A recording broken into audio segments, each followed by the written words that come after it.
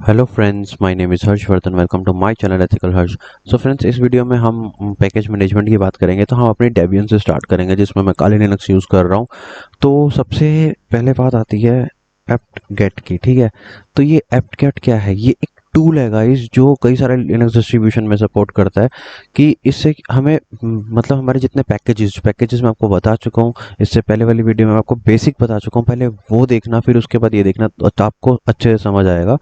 तो हम इसमें क्या कर रहे हैं कि ये टूल्स को मैनेज करने के लिए हमें इंस्टॉल करना, कैश क्लियर करना, टूल्स को रिमूव करना, उन सब के लिए ये टूल यूज़ होता है। ठीक है, कई लोग कहते हैं कि एप्ट गेट से ज़्यादा ना हमारा एप्टीट्यूड बेटर होता है, बट वो है सीरियसली, वो एप्टीट्यूड भी एक टूल है। एप्ट गेट अलग टूल है, एप्टीट्यूड अलग टूल है। एप्टीट्यूड के बारे में हम सीखेंगे आगे।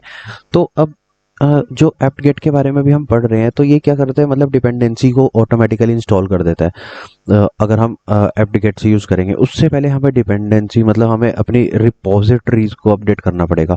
तो एप्ट गेट के बारे में एक छोटी सी मैं एक लाइन में बताऊं, तो ये एक मान लो ऐप स्टोर कह सकते हो, प्ले स्टोर कह सकते हो, जहां से आप इजीली चीज़ें डाउनलोड करते हो अपने फ़ोन पे। ठीक है, सबसे पहले मान लो मैं इसमें इस फोल्डर में आता हूँ और ईटीसी ऐप्ट में आके मैं यहाँ पे देखूंगा, तो सोर्सेज डॉट लिस्ट नाम की एक फाइल है, ये वाली। ठीक है, सबसे पहले हमें ये अपडेट करनी होती है। जैसे मान लो मैं नैनो से इसको सोर्सेज डॉट लिस्ट को मैं ओपन करता हूँ, तो आप देखोगे ये जो है ना, ये हमारी रिपोजिटरीज के लिंक होते हैं।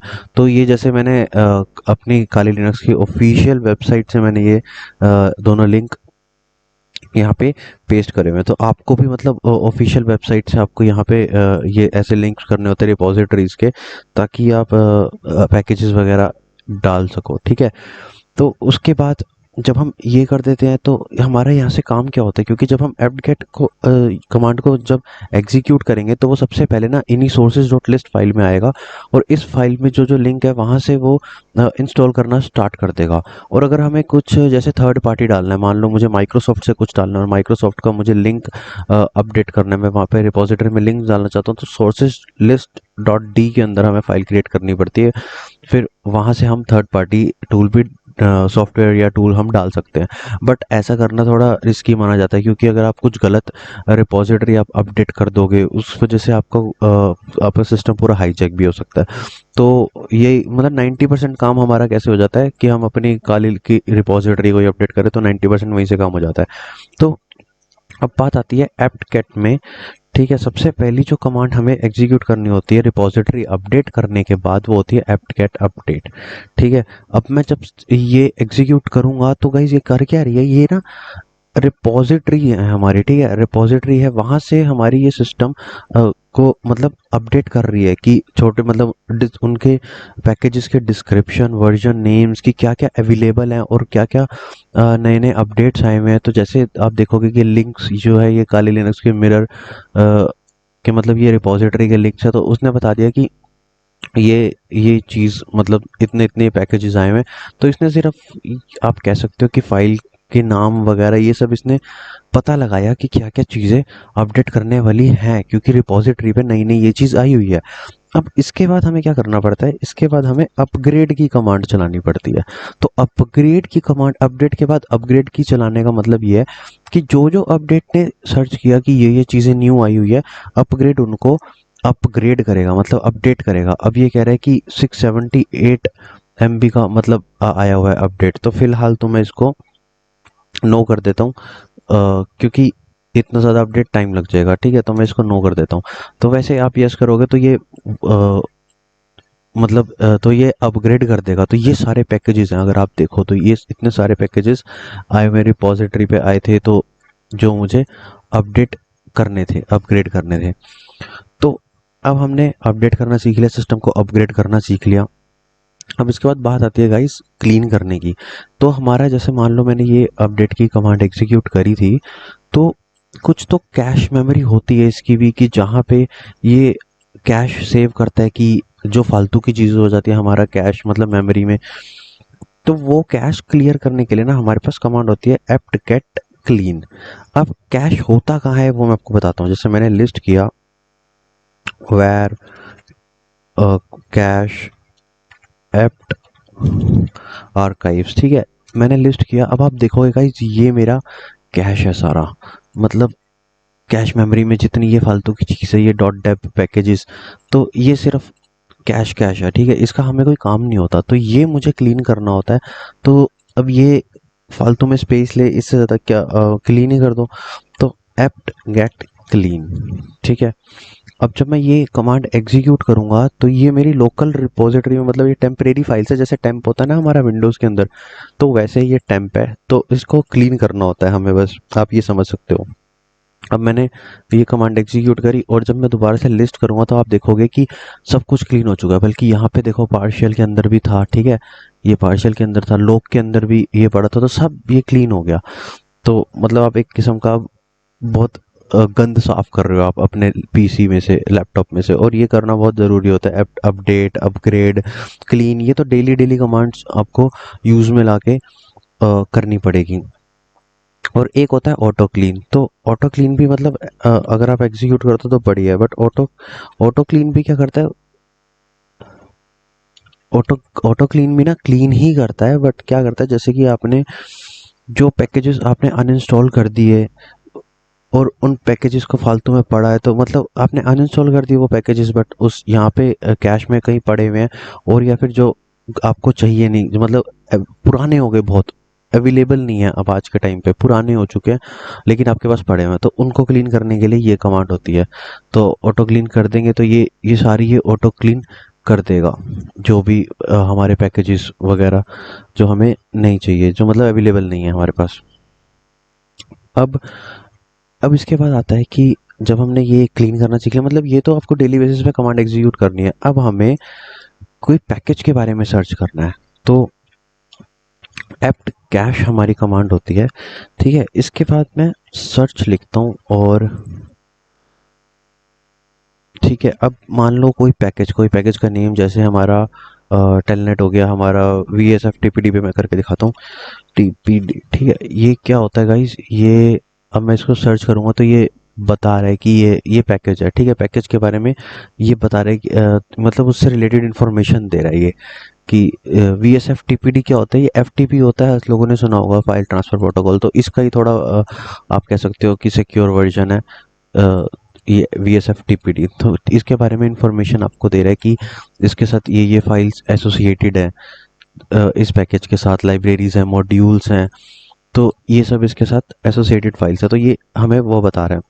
अब मुझे मान लो यही इंस्टॉल करना है, तो मैं क्या करूँगा, एप्ट गेट कमांड करके इंस्टॉल, अब मुझे पैकेज का नेम पता होना चाहिए, जैसे मेरे को पता है V S F T P D, ठीक है, ये मुझे पता है।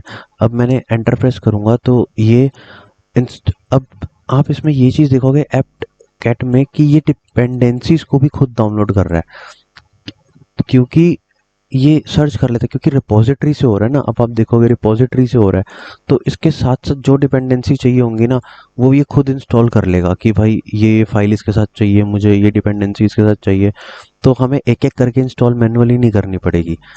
जैसे ये आपको बता रहे, देखो ये packages, the following packages were automatically installed no longer required, मतलब कि ऑटोमेटिकली इंस्टॉल कर लेगा और आगे रिक्वायर्ड नहीं है, तो ये अपने आप ही कर देता है गाइस एप्ट गेट। इसमें सबसे खासियत ये बात है, बट डीपीकेजी के अंदर ऐसा नहीं है, उसमें हमें करना पड़ता है एक एक पैकेज।